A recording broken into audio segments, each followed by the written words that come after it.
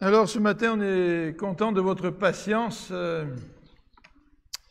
Hier, quand je suis arrivé à l'église, c'est toujours un petit peu stressant quand on veut organiser quelque chose à l'église et puis que le matériel ne fonctionne pas. Alors pendant 1 heure, on a essayé de faire marcher l'écran et sans succès puisque probablement on a une boîte qui a craqué suite à un court-circuit. Et il nous faut recommander la boîte. Alors j'espère qu'on aura la boîte pour dimanche prochain. Mais peut-être, si vous ne le savez pas, c'est qu'une fois qu'on reçoit la boîte, il faut qu'on ait assez de volontaires à l'église pour monter sur les épaules les uns des autres et que Michel Charret, complètement au sommet, change la boîte. Alors, oui, en fait, ce qu'il faut faire, c'est monter un échafaudage, et non pas un échafaudage humain, mais un échafaudage avec des tubes. Et c'est toujours un petit peu compliqué d'aller réparer ou cadrer l'appareil. Donc on espère que dimanche prochain, ça sera en règle. C'est là qu'on s'aperçoit qu'on est dépendant de la technologie. Hein. Mais grâce à Dieu, on avait un petit appareil que vous voyez ici, là, le petit projecteur qu'on utilise pour des réunions dans le cadre des foyers. Ça marche très bien dans les foyers, mais dans une salle comme celle-là, c'est un petit peu pâle, n'est-ce pas? Donc, on vous remercie beaucoup de votre patience. Je dois vous dire que hier et puis ce matin, quand les choses ne marchent pas toujours comme on espère, bien c'est toujours un petit peu stressant. Alors, ce matin, nous allons continuer notre série sur l'Église. Et nous avions débuté cette série avec une prédication de Vincent, suivie par une de Sem. Et depuis environ 2-3 dimanches, nous avons commencé à regarder les métaphores, c'est-à-dire les images qui sont employées dans la Bible pour décrire l'Église. Et dimanche dernier, nous avons regardé l'expression « le peuple de Dieu ». Le peuple de Dieu, c'est l'expression qui désigne l'Église. Et rattaché à ce titre, comporte certains éléments, dont cette idée de possession. Le peuple de Dieu, l'expression dit « peuple de Dieu », c'est le peuple qui appartient à Dieu. Et en rapport avec cela, évidemment, Dieu s'attend à ce que son Église reflète cette appartenance dans sa vie, dans ses activités, dans sa manière d'être, dans sa manière de fonctionner. Et aujourd'hui, je voudrais regarder avec vous l'expression suivante, c'est-à-dire la métaphore ou la comparaison suivante qui est utilisée dans la Bible, c'est celle de l'Église qui est décrite par l'expression « famille de Dieu ». Alors c'est un petit peu difficile de parler de la famille aujourd'hui, pour toutes sortes de raisons. On a posé des questions à des Japonais en disant lorsque la situation va mal dans votre vie, qu'est-ce que vous faites? Et il semble que la réponse que les Japonais ont donnée, nous nous tournons vers notre famille pour recevoir du soutien, de l'encouragement. Et on a posé la même question à des Américains qui représentent un petit peu l'Occident, bien sûr, parce que je pense qu'en Occident, on aurait peut-être donné la même réponse. Et les Américains ont dit, quand ça va mal, on essaie de faire mieux. Alors la différence des réponses souligne la perception que l'on a de la famille. Et aujourd'hui, dans nos milieux occidentaux, nous sommes appelés à constater que la famille n'a plus le rôle central qu'elle avait dans le passé. Auparavant, la famille, c'était le cœur de la société. Nous apprenions à vivre en société en apprenant à vivre dans la famille, au sein de la famille. Mais aujourd'hui, pour différentes raisons, les liens familiaux éclatent. Et lorsque vous essayez à expliquer à quelqu'un que l'Église est la famille de Dieu, bien les gens ont du mal à comprendre ce que c'est que la famille de Dieu, puisqu'ils ont du mal à comprendre ce que c'est qu'une famille. Vous savez que toutes sortes de raisons expliquent cela. Même si dans le passé, des couples ne fonctionnaient peut-être pas aussi bien qu'on aurait voulu, aujourd'hui, la famille se désintègre. les couples se séparent, les enfants sont ballottés à droite et à gauche, en passant bien souvent par des crises d'identité, même si les couples, en se séparant, essayent de le faire de la bonne façon. Mais dans la réalité, ce n'est pas toujours ça qui arrive. Et c'est souvent l'inverse qui se produit. La séparation se fait au travers de beaucoup de souffrances et aussi de conflits. Et les enfants sont coincés un petit peu dans des situations conflictuelles qu'ils n'ont pas du tout voulu. La famille aussi se disloque aujourd'hui à cause des distances. Vous savez, auparavant, la famille restait beaucoup plus unie. Parfois, on retrouvait au sein d'une même maison les grands-parents, les parents, puis les enfants. Et parfois même une quatrième génération, les petits-enfants, avec les avantages et aussi, bien sûr, les inconvénients que cela pouvait représenter. Mais aujourd'hui, les gens déménagent, les gens trouvent des métiers beaucoup plus loin de chez eux. Et ce n'est pas toujours le privilège que chaque famille a d'avoir ses propres enfants autour d'eux, ou du moins dans un rayon suffisamment petit pour que les liens familiaux puissent continuer à exister. Donc aujourd'hui, la famille bat de l'aile, et elle bat tellement de l'aile que la société essaie de redéfinir la famille. Parce qu'en fait, la société comprend que la famille est importante, malgré tous les échecs auxquels nous pouvons témoigner, desquels nous pouvons témoigner, la société se rend compte que la famille est importante. Donc, on redéfinit ce que c'est que la famille. Et on se sert un petit peu de la société et des gens et des enfants comme des laboratoires en faisant toutes sortes d'essais. Alors, qu'est-ce que ça va donner dans une génération? Dans 2 générations, je ne suis pas convaincu que ça va être mieux qu'aujourd'hui. Alors, ce matin, j'aimerais faire une étude avec vous donc sur la famille de Dieu et faire une étude un peu plus thématique que ce que nous avons l'habitude de faire. D'habitude, nous prenons un texte, nous étudions un texte. Et plusieurs textes font référence à la famille de Dieu, mais il n'y a pas un texte particulier qui ferait une étude particulière sur la famille de Dieu. Donc, on va faire une étude un petit peu plus thématique que d'habitude, en regardant plusieurs textes ensemble. Mais tout d'abord, j'aimerais qu'on puisse prier. Prions ensemble.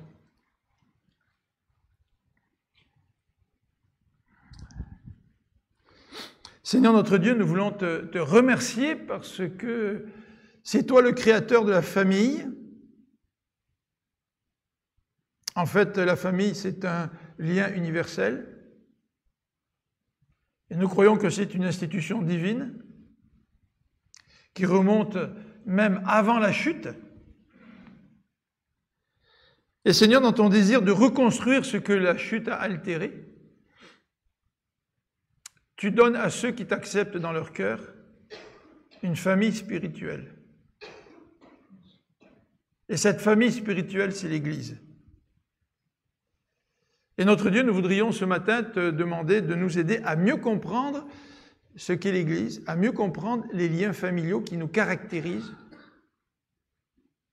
afin que nous puissions former davantage et mieux cette famille qui est la nôtre. Donc Seigneur, parle-nous par ta parole ce matin, nous t'en prions. Amen.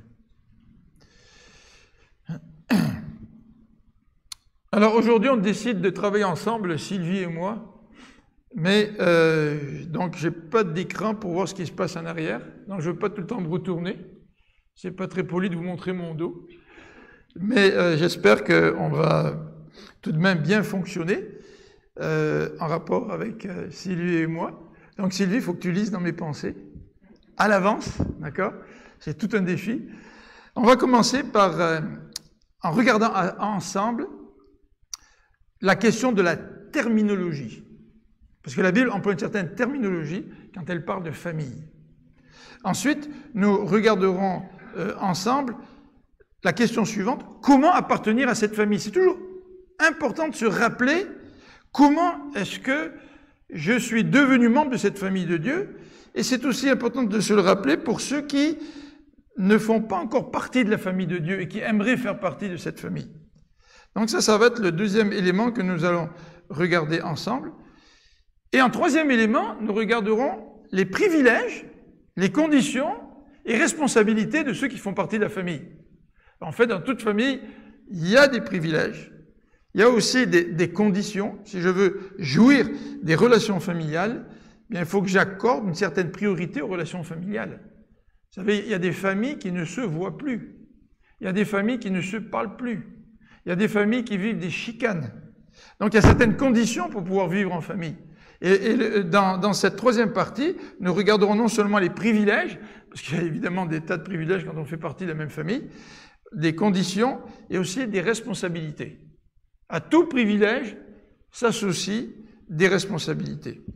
Alors évidemment, quand nous aimons notre famille, nous assumons les responsabilités familiales avec joie, même si parfois nous trouvons que ça représente un certain fardeau, un investissement de temps, mais quand on aime les membres de nos familles, eh bien nous ne regardons pas à cela, nous nous investissons dans les liens familiaux avec joie et avec persévérance. Alors premièrement, la terminologie. Alors si on prend la première diapo, vous voyez que dans le premier titre, j'ai écrit « oikos ». Dans les épîtres de Pierre et dans l'épître aux Hébreux, nous ne retrouvons pas toujours l'expression « famille ». Et là, à l'écran, vous allez voir le texte de 1 Pierre 2 au chapitre 4, verset 5. Et ce texte est une illustration de ce que nous essayons d'expliquer. « Approchez-vous de lui, pierre vivante, rejetée par les hommes. » Donc, l'auteur nous encourage à nous approcher de Christ, qui a été rejeté par les hommes, mais qui est une pierre vivante. Une pierre vivante de quoi? Mais cette pierre vivante a été choisie et précieuse devant Dieu. Et vous-même, comme des pierres vivantes, édifiez-vous pour former une maison spirituelle, un saint sacerdoce, afin d'offrir des victimes spirituelles agréables à Dieu par Jésus-Christ. Alors nous savons que Christ est la pierre vivante, la pierre angulaire, mais le texte nous dit que nous sommes des pierres vivantes. Et ça fait allusion à cette expression que nous retrouvons dans ce verset. Nous sommes des pierres vivantes que nous plaçons ensemble pour former une maison spirituelle. Et dans ce texte, le mot qui est utilisé dans l'original, c'est le mot oikos, et c'est traduit par maison spirituelle, maison. Alors à quoi cette expression oikos fait-elle allusion?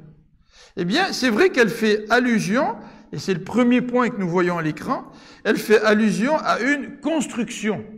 Nous sommes une maison spirituelle. Ça nous fait penser au fait que l'Église est le temple du Saint-Esprit. On regardera ça un autre dimanche. L'expression, une autre métaphore qui est utilisée dans la Bible, c'est celle de dire que l'Église, c'est le temple du Saint-Esprit. Alors, c'est vrai que cette expression, maison spirituelle, fait allusion à une construction. Mais le mot oikos, que nous voyons ici dans l'original, fait aussi allusion à une famille. En fait, au temps des Juifs et au temps des Grecs, on parlait de la maison des côtes noires. On ne disait pas la famille des côtes noires, on parlait de la maison des côtes noires, David. Hein? Je dis ça parce que vous, c'est plus qu'une maison, plus qu'une famille, c'est une tribu. C'est vrai? Ben, on dirait la maison des Blanchettes, la maison des Bonicelles. Et quand on utilise l'expression maison, c'est tout à fait synonyme de l'expression famille. Donc ce que le texte nous dit dans 1 Pierre, le texte nous dit que nous sommes des pierres vivantes, d'accord, qui sont assemblées les unes avec les autres pour construire non seulement une construction métaphorique qu'on appellerait une maison ou le temple de Dieu, mais ça fait aussi allusion au fait que nous construisons ensemble une famille. Et ce n'est pas forcer le texte biblique que de traduire cette expression maison spirituelle par une famille spirituelle. En fait, dans 1 Pierre au chapitre 4, et je vous invite, c'est le deuxième point qui apparaît à l'écran, 1 Pierre au chapitre 4, et je vous invite à regarder dans vos Bibles, je n'ai pas écrit tous les versets à l'écran, mais le texte de Pierre au chapitre 4, 1 Pierre 4, verset 17, nous dit « C'est le moment où le jugement va commencer par la maison de Dieu. » Alors, est-ce qu'il s'agit ici d'une maison, une bâtisse? Est-ce que Dieu va juger une bâtisse? Ou est-ce que le mot maison fait davantage référence à la famille de Dieu que nous formons? En fait, je crois que c'est ici le sens de ce passage. Or, si c'est par nous qu'il commence, si Dieu commence par juger sa propre famille, quelle sera la fin de ceux qui n'obéissent pas à l'évangile de Dieu? Alors, de quelle manière ou quel est le contexte de ce jugement de Dieu qui va commencer par la maison, par la famille de Dieu? Bien, les versets qui précèdent nous rappellent que nous devons nous réjouir, au verset 13, « Réjouissez-vous au contraire de la part que vous avez aux souffrances de Christ, afin que vous soyez aussi dans la joie et dans l'allégresse lorsque sa gloire apparaîtra. » Le contexte de ce 4e chapitre, en tout cas de ce verset 17, c'est celui de la souffrance. De la souffrance des chrétiens qui ont part aux souffrances de Christ. Et le verset 14 précise, « Si vous êtes outragés pour le nom de Christ, vous êtes heureux, parce que l'Esprit de gloire, l'Esprit de Dieu repose sur vous. » Mais au verset 15, l'apôtre lance un avertissement, que personne d'entre vous, en effet, ne souffre comme un meurtrier. Un meurtrier souffre, mais il souffre des conséquences de ses actions, c'est-à-dire de son péché. Que personne d'entre vous ne souffre comme un voleur, ou un malfaiteur, ou puisse être ingéré dans les affaires d'autrui. Ça, c'est intéressant, mais je n'aurais pas pensé à cette expression-là. Vous avez les 3 expressions meurtrier, voleur, malfaiteur. C'est sûr que ces gens-là souffrent à cause de leur péché. Mais j'aurais pensé que si Pierre continue, il aurait continué en disant, je ne sais pas, moi, blasphémateur, ou tu sais, d'autres expressions de ce type-là. Mais il dit, non, il dit, souffrir pour s'être ingéré dans les affaires d'autrui. Ça, c'est intéressant de voir dans certains soap-opéras, un petit peu les relations entre les gens. Puis il y a toujours quelqu'un qui se mêle des affaires des autres. Puis quand tu te mêles des affaires des autres, tôt ou tard, ça te retombe dessus. Et tôt ou tard, tu vas souffrir à cause de cela. Mais l'apôtre Pierre nous dit ici que personne ne souffre pour ces raisons-là, mais au contraire, souffrez pour Christ, car il y aura un moment où Dieu va juger sa famille. Est-ce que vous avez accepté de souffrir en tant que membre de la famille de Dieu pour le Christ, ou est-ce que vous souffrez simplement à cause de votre propre péché? Alors voilà un petit peu le contexte dans ce passage. Alors, au verset 17, donc le texte nous encourage à souffrir, mais à souffrir aussi selon la volonté de Dieu, au verset 19, que ceux qui souffrent, selon la volonté de Dieu, remettent leur âme au fidèle Créateur en faisant ce qui est bien. Je suis en train de lire le livre de Job durant ces quelques journées. Et c'est le thème de la souffrance. Et quand quelqu'un souffre, la pression est tellement forte que pour évacuer cette pression, on est peut-être tenté de faire n'importe quoi, de se laisser aller et de peut-être commettre des fautes ou des erreurs que nous n'avons pas l'habitude de commettre. Et pourtant, ici, au verset 19, l'apôtre Pierre nous dit que ceux qui souffrent selon la volonté de Dieu, en remettant leur âme à Dieu, en faisant ce qui est bien. Je ne peux pas utiliser la souffrance comme étant une excuse à mon comportement. Au contraire, Dieu nous dit, même si tu souffres, continue à faire le bien. Pour faire ça, il faut que Dieu change mon cœur. Parce que ce n'est pas ce que je fais naturellement. Vous savez, quand vous souffrez, là, puis que vos enfants vous cassent un petit peu les pieds, ou peut-être même votre conjoint vous casse un petit peu les pieds, c'est tellement facile de l'envoyer promener.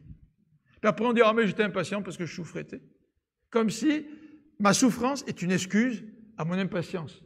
Comme si ma souffrance est une excuse aux paroles peut-être plus dures que j'ai prononcées envers ceux qui est autour de moi.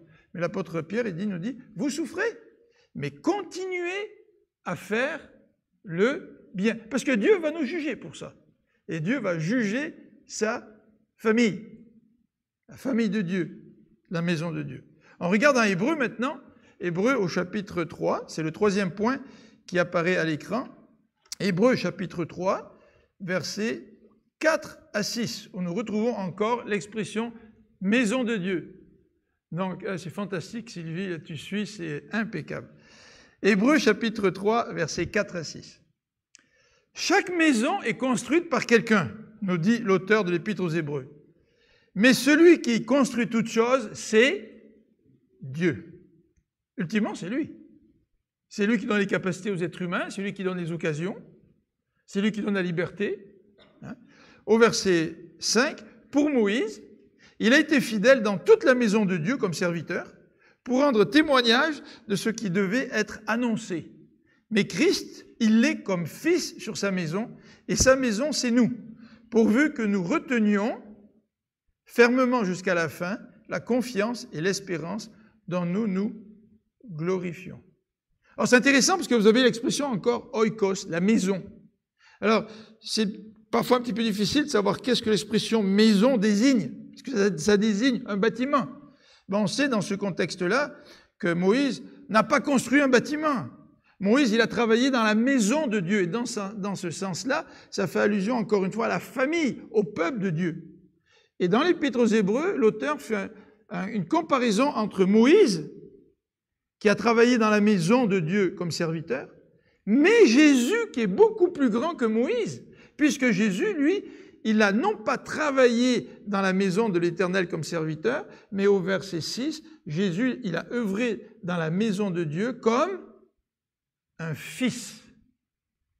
Et là, le mot fils, évidemment, met davantage l'accent sur le sens second de maison, c'est-à-dire la famille.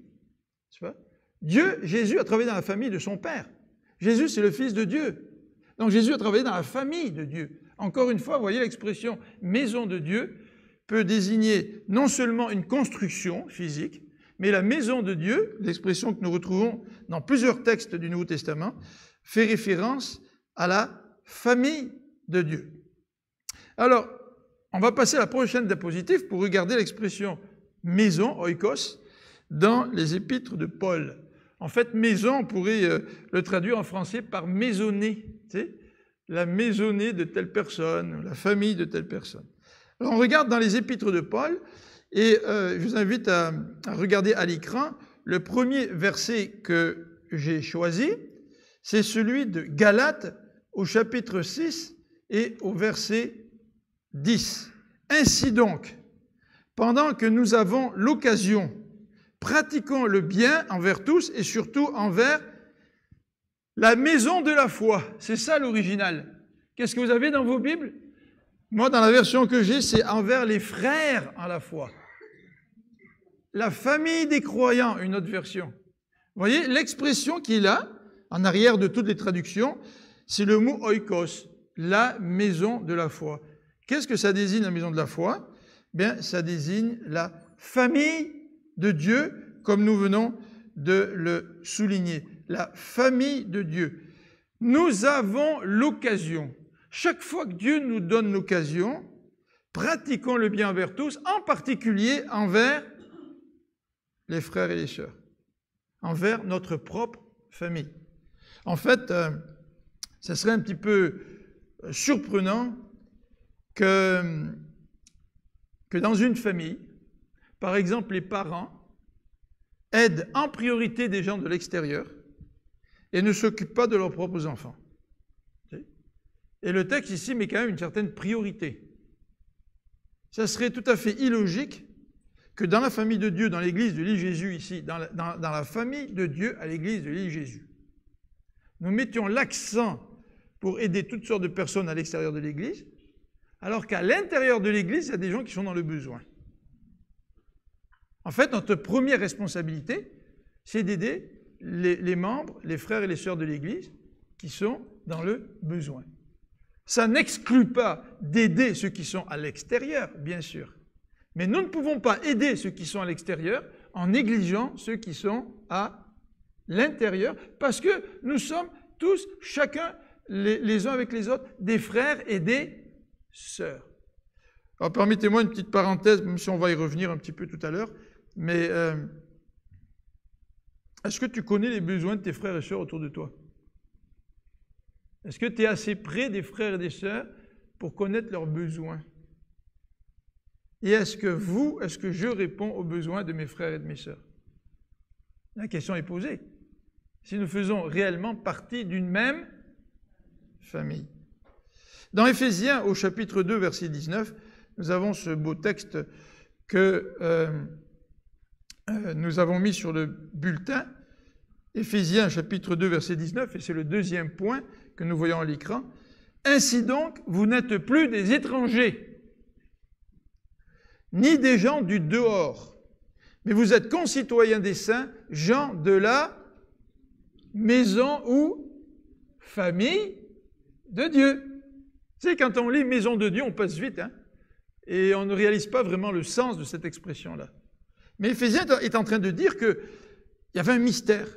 Et que le mystère, c'est que on avait le peuple de Dieu dans l'Ancien Testament, et là, Dieu a fait en sorte que les païens, les étrangers, par la foi, ne soient plus des étrangers, des exclus, des gens qui étaient en dehors d'eux, mais que par la foi, ces païens sont incorporés dans la famille de Dieu ou la maison de Dieu et font partie avec les Juifs de cette nouvelle famille que Christ s'est acquise par son sang.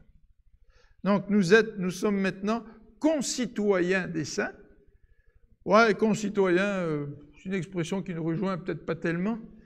On n'est pas dans un pays socialiste, on est dans un pays, disons, capitaliste, et cette idée d'être concitoyen, tu sais, en fait, je pense qu'il y a peut-être une personne sur deux qui vont voter. Donc, vous savez, les responsabilités des citoyens, ça nous passe un petit peu au-dessus de la tête. Mais l'expression qui suit, c'est « gens de la famille de Dieu ». Et le mot « famille » met davantage l'expression sur des relations beaucoup plus interpersonnelles auxquelles nous sommes appelés au sein de notre communauté, au sein de notre Église. Autre verset, dans les épîtres de Paul, ça se trouve dans 1 Timothée. Donc c'est le troisième aspect que vous voyez à l'écran, 1 Timothée au chapitre 3, verset 15. Et si nous faisons partie de la famille de Dieu, eh bien, il y a un élément très important à se rappeler, c'est celui de la conduite. Regardez au verset 15. Mais si je tarde, dit Paul, tu sauras comment il faut se conduire dans la maison de Dieu, qui est l'église du Dieu vivant, la colonne et l'appui de la vérité. Alors Sam, il avait mentionné ce texte, hein, je crois, dans ta prédication, mais l'apôtre Paul nous dit, dans toute famille, il y a une certaine conduite. C'est vrai ça, hein? Et que lorsque cette conduite est remise en question par les enfants, ou en particulier par les adolescents, ça devient un peu plus compliqué. Pour ceux d'entre vous qui avez eu des adolescents, et quand vous essayez de rappeler à votre adolescent qui veut sortir, que c'est important de ne pas rentrer trop tard, et que dans votre famille, vous voulez qu'il y ait quand même un certain ordre, et de plus, si vous faites du souci parce que vos adolescents sont dehors, bien s'ils rentrent à 11h ou minuit le soir, une heure plus ou moins raisonnable, eh bien tout le monde va pouvoir dormir en paix. Mais quand votre adolescent ne rentre pas à 11h, ni minuit, ni 2h du matin, et arrive 3h du matin, je ne sais pas si vous avez le sommeil facile. Et certainement que si vous êtes comme moi, vous avez déjà expérimenté cela, vous vous couchez, mais dans un sens, vous n'arrivez pas à dormir. Vous ne savez pas trop où est votre ado. Et puis, quand c'est l'hiver et qu'il fait moins 25, et que votre ado doit rentrer, puis qu'il n'y a plus d'autobus, et là, évidemment, ça tourne dans votre tête, et vous avez beaucoup plus de mal à dormir, vrai? Est-ce que c'est important d'avoir une conduite dans la maison? Est-ce que c'est important de manger le plus possible en famille? Oh, je sais qu'aujourd'hui, il y a de moins en moins de règles, de contraintes dans la vie familiale. Mais c'est peut-être aussi pour cela qu'on a de moins en moins de rapports les uns vers les autres. Vous savez, le fait de manger ensemble au moins une fois par jour, peut-être le soir, et puis de pouvoir raconter sa journée ensemble, de pouvoir aussi prier ensemble avant le repas. Ça, c'est une certaine tradition, entre guillemets, qui nous permet d'avoir des liens les uns vers les autres. Si nous n'avons pas une certaine conduite familiale, eh bien la vie de famille ne sera plus vécue avec la même intensité. On peut vivre sous le même toit sans avoir de rapport les uns avec les autres. Et c'est vrai que la vie moderne ne nous facilite pas la tâche. Mais l'apôtre Paul ici nous dit, nous faisons partie de la famille de Dieu, et parce que nous faisons partie de la famille de Dieu, nous devons nous conduire d'une façon convenable. Alors il faudrait lire un petit peu toute l'épître aux Timothée pour savoir ce que ça veut dire, se conduire d'une façon convenable. Mais l'apôtre Paul parle de toutes sortes de conduites inacceptables, par exemple la critique, par exemple le rejet. Jacques nous parle de celui qui veut se mettre devant les autres, celui qui vit une vie centrée sur lui-même au lieu d'être centré sur les frères et sœurs qui sont dans le besoin autour de lui. Donc l'apôtre Paul nous rappelle qu'il existe une façon de se conduire au sein de la famille de Dieu.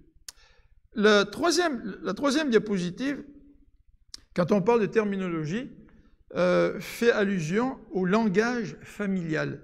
Et là, j'ai choisi le texte de Romains 8, parce que dans Romains 8, on nous parle à plusieurs reprises de la famille, et on utilise un vocabulaire familial dans Romains au chapitre 8. Alors, j'ai laissé le texte d'Hébreu à l'écran, mais on va passer directement au numéro 1, Romains 8, verset 15. Romains 8, verset 15. Et c'est un verset que nous connaissons tous très bien.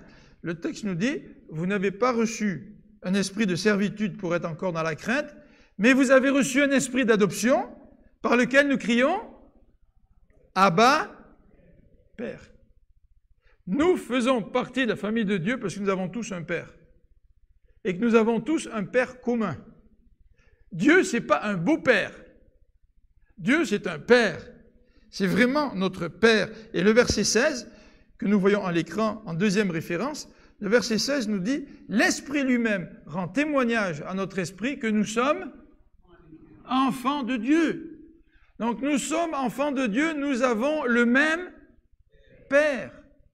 Et le verset 29 souligne, toujours dans Romains au chapitre 8, le verset 29 souligne que nous sommes frères. Regardez, d'une manière peut-être un peu plus indirecte, car ceux qu'il a connus d'avance, il les a aussi prédestinés à être semblables à l'image de son Fils, afin que son Fils soit le premier-né de beaucoup de frères. On est prédestinés, choisis par Dieu pour être à l'image de Jésus-Christ, pour ressembler à Jésus-Christ. Et le texte dit clairement, afin que Jésus soit le premier-né de toute la famille. Le premier-né de beaucoup de frères. On aurait pu dire frères et sœurs. C'est dans le sens général que le mot frère est employé. Donc dans la Bible, nous retrouvons ce langage familial qui est utilisé et qui nous rappelle que l'Église, c'est la famille de Dieu. Prochain aspect que je voulais développer avec vous, que je vous ai annoncé en tout début d'étude, c'est la question suivante. Comment appartenir à cette famille? Alors la diapo qui suit répond à cette question. Comment appartenir à cette famille? Eh bien, Éphésiens chapitre 2, verset 19, que nous avons lu tout à l'heure, nous dit « Ainsi donc, et vous le voyez à l'écran, vous n'êtes plus des étrangers, ni gens du dehors, mais vous êtes concitoyens des saints, gens de la maison de Dieu. » Alors, Éphésiens va revenir sur cette question familiale en parlant de l'adoption au chapitre 1. Mais avant de tourner au chapitre 1, j'aimerais encore une fois faire cette remarque que nous ne sommes pas des gens du dehors. C'est ce que dit le verset ici. Nous ne sommes plus des étrangers, des gens du dehors. C'est-à-dire que tous ceux d'entre nous qui ont accepté le Seigneur Jésus dans leur vie et qui viennent à cette église ici, ne devraient pas se sentir comme des gens du dehors, ne devraient pas se sentir comme des étrangers. Vous faites partie de la famille de Dieu, et ceux qui fréquentent régulièrement l'église de Jésus, vous faites partie de la famille de Dieu, ici à Laval, à l'île Jésus. Et donc, je fais partie de la famille de Dieu, et si je me sens comme étant un petit peu à l'extérieur, peut-être que les autres membres de la famille ne sont pas assez inclusifs, ne m'accueillent pas suffisamment, ou peut-être que j'ai une mauvaise perception. Vous savez que souvent on a des perceptions, et les perceptions sont une réalité puisque nous les avons. Mais la perception que nous avons ne correspond pas toujours à la réalité. Vous savez, dans certaines familles, je ne sais pas si ça vous est arrivé, moi je connais une famille en particulier où un membre de la famille a dit à ses parents, « Est-ce que vraiment je suis votre enfant? Est-ce que vraiment je suis votre fille? » Parce que cette fille-là n'avait pas tous les traits caractéristiques de la famille que les autres enfants avaient. Alors elle s'est posé des questions. Elle avait la perception que peut-être elle avait été adoptée, ou peut-être elle ne faisait pas vraiment partie de la famille. Évidemment, la perception était fausse. Alors parfois, ça peut être une perception de la part de l'individu, et parfois, qui a du mal peut-être à s'incorporer dans une famille, qui est peut-être un peu plus timide, et qui n'ose peut-être pas aller de l'avant pour construire des relations avec ses frères, ses sœurs. Mais peut-être aussi, le fait qu'on se sente en dehors de la famille, même quand on vient à l'église, c'est peut-être aussi parce que la famille n'est pas assez accueillante pour accueillir tous les membres de la famille. Alors regardons dans Éphésiens chapitre 1, verset 5, qui nous parle de cette adoption. Pour faire partie d'une famille, eh bien, il faut naître dans la famille, ou alors il faut être adopté. Et la Bible nous présente les deux vérités. La Bible nous dit que nous sommes adoptés. La Bible nous dit aussi que nous sommes nés dans la famille de Dieu. Mais nous savons que cette naissance n'est pas une naissance qui va de soi. Hein. Cette entrée dans la famille de Dieu, elle vient à un certain moment donné dans notre vie. Nous ne naissons pas fils et filles de Dieu, c'est pas vrai. Il faut que nous passions à travers une naissance spirituelle, ça vient par la suite. Hein. Et à ce moment-là, nous sommes incorporés dans la famille de Dieu. Et la Bible nous dit que devenir chrétien, c'est être aussi adopté. Alors on a ça dans Éphésiens, au chapitre 1er, verset 5. Chapitre 1er, verset 5, qui dit ceci. Est-ce que c'est le verset 5 ?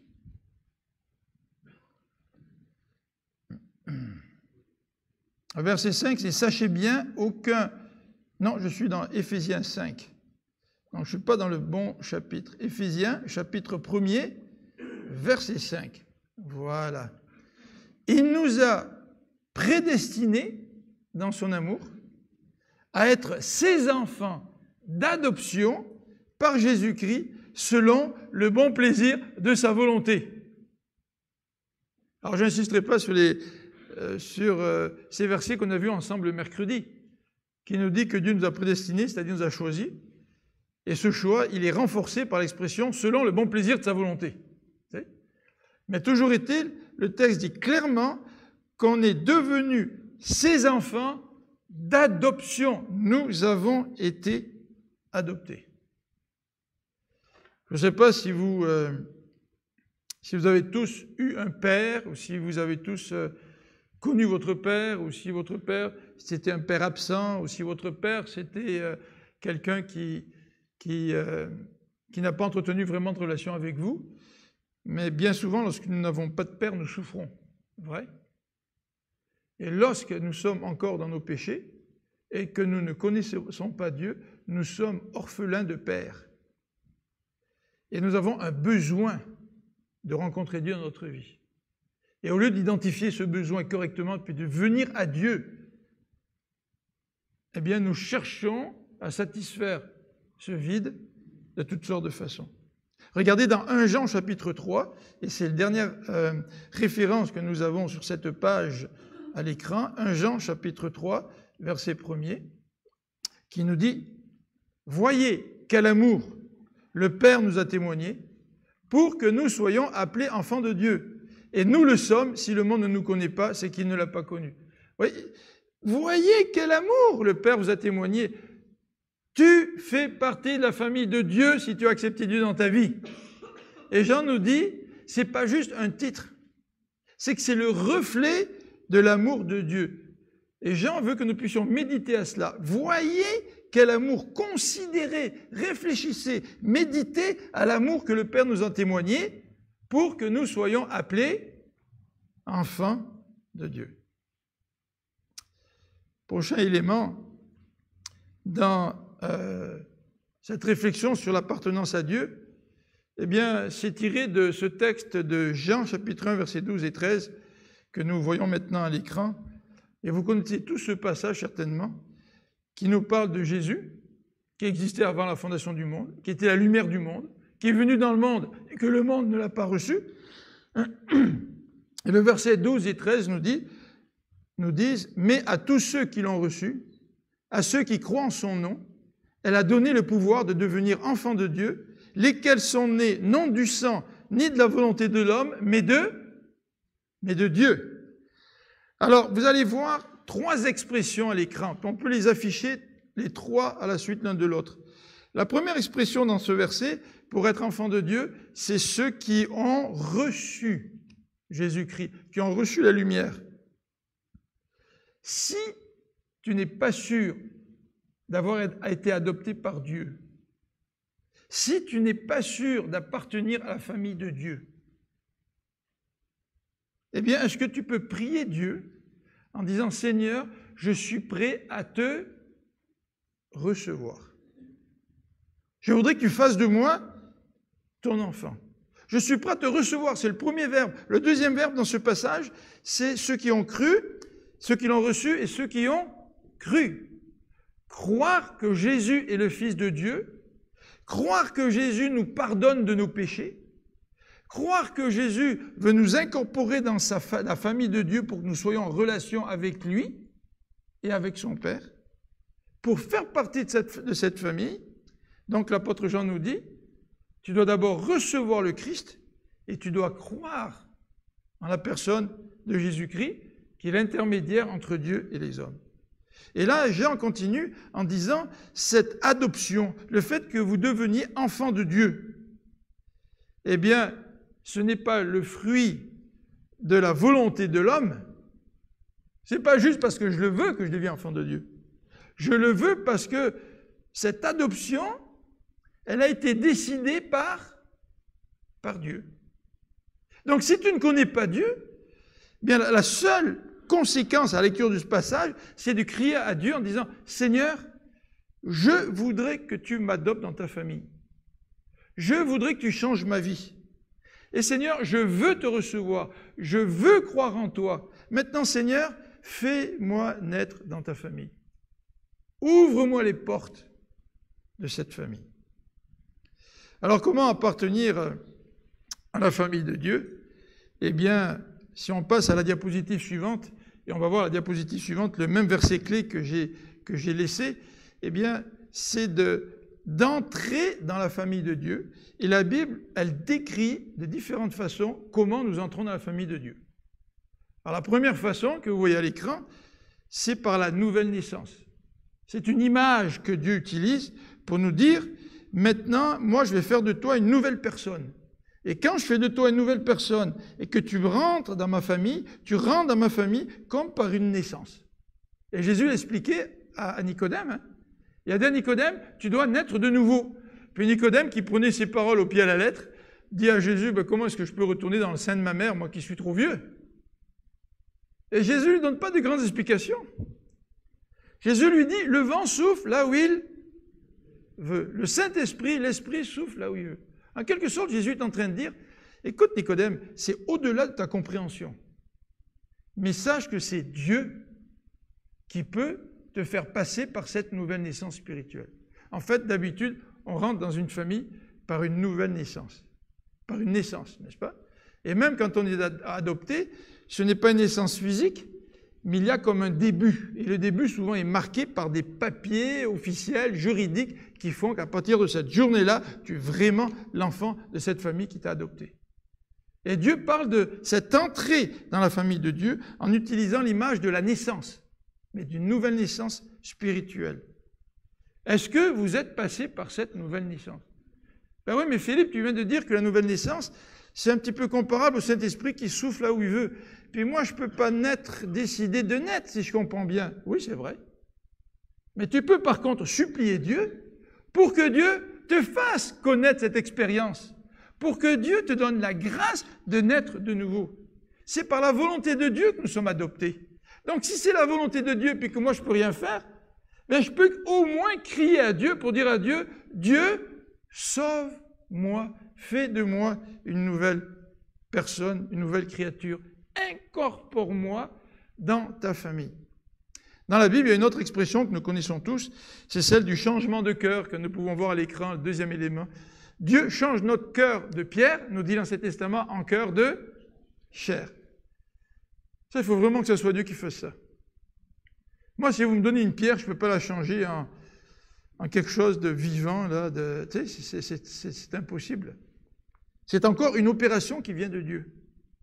Mais si Dieu me dit que je ne peux rentrer dans sa famille que s'il change mon cœur de pierre en chair, ben la seule solution qui est devant moi, c'est de supplier Dieu pour que Dieu le fasse. Et de le vouloir tellement que je vais supplier Dieu jusqu'au moment où Dieu va le faire. Moi, de mes enfants m'avait dit, il y a plusieurs années de cela, ben, j'ai demandé à Dieu de venir dans ma vie, puis il n'y a rien qui s'est passé.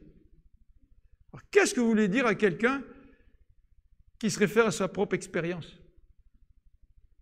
Ben oui, j'ai dit, oui, il n'y a peut-être rien qui s'est passé.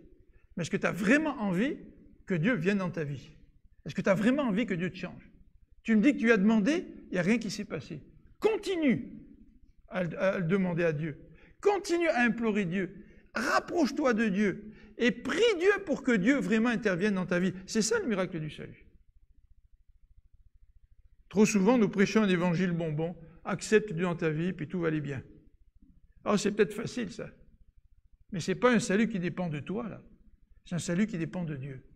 Et si ce salut dépend de Dieu, eh bien, prie Dieu de tout ton être, de toute ta force, pour que Dieu puisse vraiment intervenir dans ta vie. Une autre expression qui est utilisée, comment appartenir à cette famille, eh bien, c'est l'expression régénération. Là encore, cette expression souligne notre incapacité.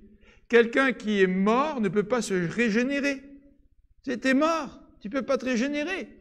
Il faut une intervention extérieure à toi pour que tu puisses être régénéré, c'est-à-dire revenir à la vie spirituelle. Et c'est Dieu seul qui fait cette opération-là. C'est Dieu seul qui peut t'incorporer dans cette famille. Est-ce que tu désires faire partie de la famille de Dieu?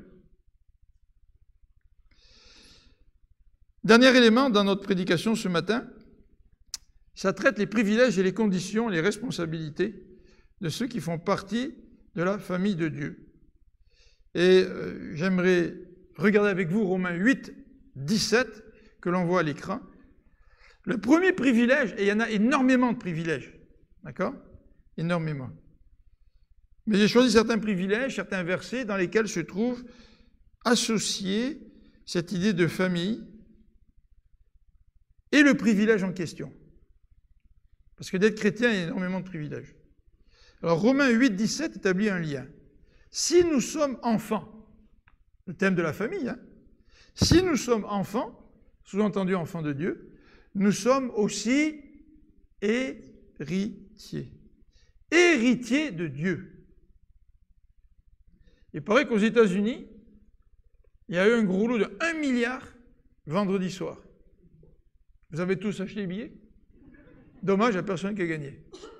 Il paraît que le prochain tirage, ça va être 1 milliard 600 millions. Vous vous rendez compte?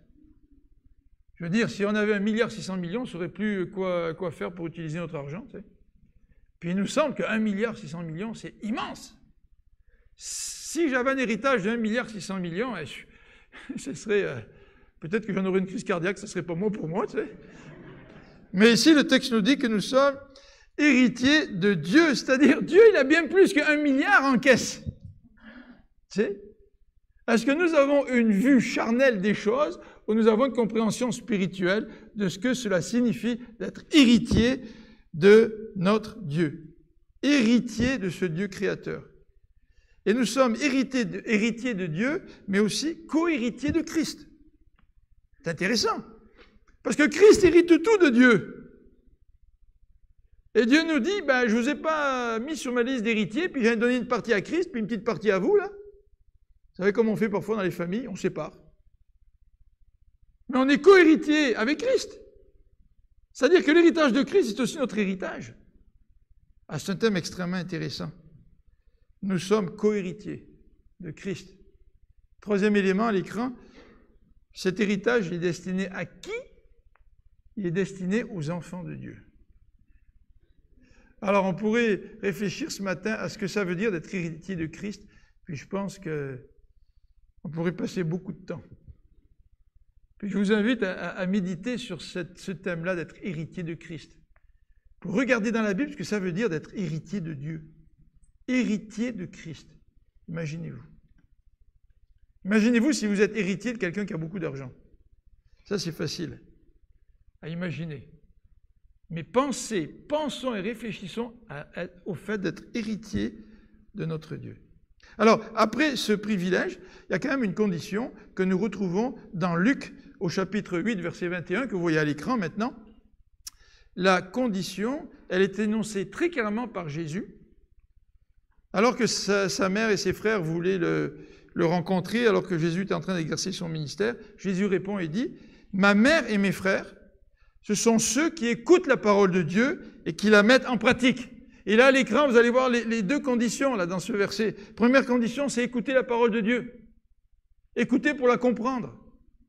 Et ensuite, c'est écouter la parole de Dieu pour la mettre en pratique. Je suis le frère, tu es la sœur de Christ si tu écoutes la parole de Dieu et si tu as le désir de la mettre en pratique. Vous savez, les gens qui se prétendent chrétiens. Il y a plein de gens qui se prétendent chrétiens dans le monde. Au point où on appelle ces gens-là des chrétiens nominaux. C'est-à-dire, ils portent le nom de chrétien, c'est tout. Mais les véritables chrétiens, ce sont eux qui ont été tellement changés par Dieu, qui ont incorporé la famille de Dieu, puis quand tu incorpores une famille, eh bien, tu écoutes le chef de famille. Tu mets en pratique la parole du chef de famille. Et le chef de famille, c'est Dieu et c'est le Christ. Donc, si tu prétends être chrétien, mais que tu n'as pas le désir d'écouter la parole de Dieu, tu n'as pas le désir de mettre en pratique la parole de Dieu, il y a peut-être un problème en quelque part. Soit tu as besoin d'un renouveau dans ta vie, ou peut-être tu as besoin de dire à Dieu, bien, change réellement ma vie, parce que j'ai l'impression que j'étais un enfant de Dieu, mais dans le fond, je ne suis peut-être pas l'enfant de Dieu que je croyais. Et dans les textes de Marc 3, on va le voir à l'écran dans le troisième point, Marc 3, verset 35 et Matthieu 12, 50, on ne les lira pas, mais c'est le même contexte. Celui qui est mon frère, qui est ma sœur, dit Jésus, c'est celui qui fait la volonté de Dieu. Alors, ce n'est pas juste mettre en pratique certains petits commandements à droite et à gauche, mais c'est vraiment de comprendre la volonté de Dieu, de chercher cette volonté de Dieu pour ta vie et que tu puisses le mettre en pratique. Voilà la condition de notre appartenance à la famille de Dieu. Et le dernier point, c'est celui de la responsabilité. Alors, c'est la dernière diapositive. Si nous faisons partie de la famille de Dieu, puis on l'a mentionné un petit peu tout à l'heure, faire le bien tout d'abord envers les frères et sœurs. Hein. Le texte de 1 Pierre 1, 22-23, que vous voyez à l'écran, nous dit « Aimez-vous ardemment les uns les autres ». Et je vous invite à lire le contexte de ce verset, c'est très intéressant. Mais le mot « aimez-vous », c'est le mot « Philadelphie ». Vous savez ce que ça veut dire, Philadelphie? Adelphi ou Adelphia ou Adelphos, ça veut dire frère, et phila, ça vient de philéo, qui veut dire aimer. Donc Philadelphie, c'est aimer les frères. C'est ça que ça veut dire dans l'original. Donc ce que veut dire ici Pierre, il nous dit « aimez-vous en tant que frères et sœurs ». Aimez-vous comme des frères et sœurs. Et Paul va insister là-dessus. Dans 1 Timothée, c'est le prochain verset que vous avez à l'écran, et je vous invite à le lire avec moi. 1 Timothée, chapitre 5, versets 1 et 2.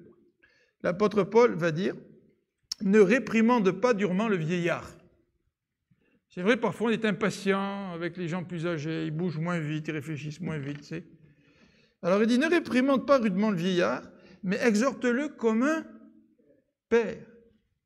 Si tu exhortes le vieillard dans la communauté, il fait partie de ta famille, c'est un frère, tu l'exhortes comme un fils exhorte son père avec amour. Exhorte les jeunes gens comme des frères. Oh, parfois les jeunes nous cassent un peu les pieds, ils vont trop vite, ils ont des idées bizarres, et puis ils veulent pas faire les choses comme tout le monde, et puis ça met notre patience à l'épreuve. Mais non, écoute, exhorte les jeunes gens comme des frères. Moi, j'aime bien voir la relation de mon fils aîné, Sébastien, qui a 8 ans, que Marc-André. Alors, c'est sûr que Marc-André, maintenant, il a 30 ans, Sébastien a 38, mais dans le passé, Sébastien à encourager son frère. Alors maintenant, ils sont tous les deux adultes, donc la dynamique est un petit peu différente. Mais c'est le fun de voir quelqu'un de plus âgé qui exhorte, qui aime son frère qui est beaucoup plus jeune. Est-ce que c'est comme ça qu'on s'exhorte dans l'Église? Est-ce que vous exhortez les plus jeunes comme des frères? Et regardez au verset 2, les femmes âgées comme des mères. Là encore, que ce soit une relation d'amour qui puisse prévaloir au sein de l'Église. Celles qui sont jeunes, exhortez-les comme des sœurs en toute pureté. Intéressant, hein? Comme la convoitise des yeux peut gâcher des relations. Tu sais, quand tu vois quelqu'un, puis tu ne la vois pas de façon pure, mais le texte nous dit, regarde-la comme ta sœur. Ah, peut-être parfois ma sœur, elle ne s'habille pas comme il faut. Ou peut-être ma sœur, elle n'a peut-être pas le comportement qu'il faut. Mais est-ce que je vais laisser l'impureté rentrer dans ma relation entre elle et moi? Non, Paul nous dit, considère-la comme ta sœur en toute pureté. Parce que nous faisons partie de la même famille. Et Jacques, au chapitre 2, au verset 15, et nous allons terminer avec ce dernier verset, Jacques 2, versets 15 à 16, nous encourage dans cette famille que nous formons, si un frère ou une sœur sont nus et manquent de la nourriture de chaque jour, c'est-à-dire ces frères et ces sœurs manquent de l'essentiel. On ne parle pas du superflu, là. On parle de l'essentiel. Et que l'un d'entre vous leur dise, allez en paix, chauffez-vous et rassasiez-vous, et que vous ne lui donniez pas ce qui est nécessaire au corps, à quoi cela sert-il? Il en est ainsi de la foi. Si elle n'a pas les œuvres, elle est morte en elle-même. Nous formons la famille de Dieu. Vrai? Vous êtes mes frères, vous êtes mes sœurs. Et l'apôtre Paul nous dit, l'apôtre Jacques nous dit, c'est bien beau que tu parles de foi, là, mais qu'en est-il de ta relation avec tes frères et tes sœurs? Prions ensemble.